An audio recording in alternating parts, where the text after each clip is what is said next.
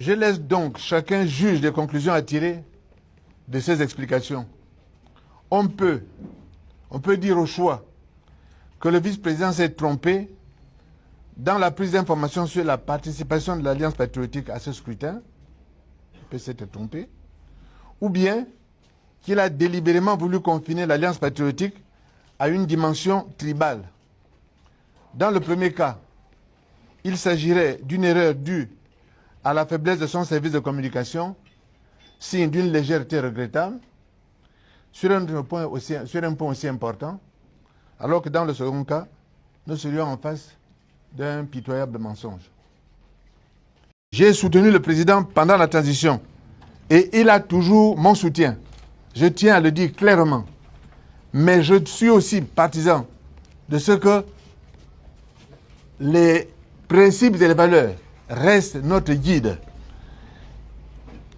Mon soutien n'a pas pour corollaire la cécité. Il impose au contraire une obligation de vérité et de sincérité.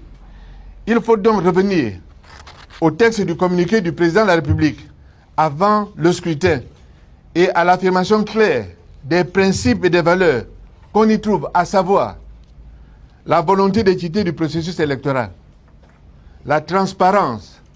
J'ai soutenu le président pendant la transition et il a toujours mon soutien. Je tiens à le dire clairement. Mais je suis aussi partisan de ce que les principes et les valeurs restent notre guide. Mon soutien n'a pas pour corollaire la cécité. Il impose au contraire une obligation de vérité et de sincérité. Il faut donc revenir au texte du communiqué du président de la République avant le scrutin et à l'affirmation claire des principes et des valeurs qu'on y trouve, à savoir la volonté d'équité du processus électoral, la transparence. J'aurais bien voulu répondre par le silence, mais il me semble que la situation exige une réponse explicite. Mon propos portera donc en premier lieu sur les déclarations et le déroulement du scrutin. Ensuite, il se terminera par quelques considérations générales.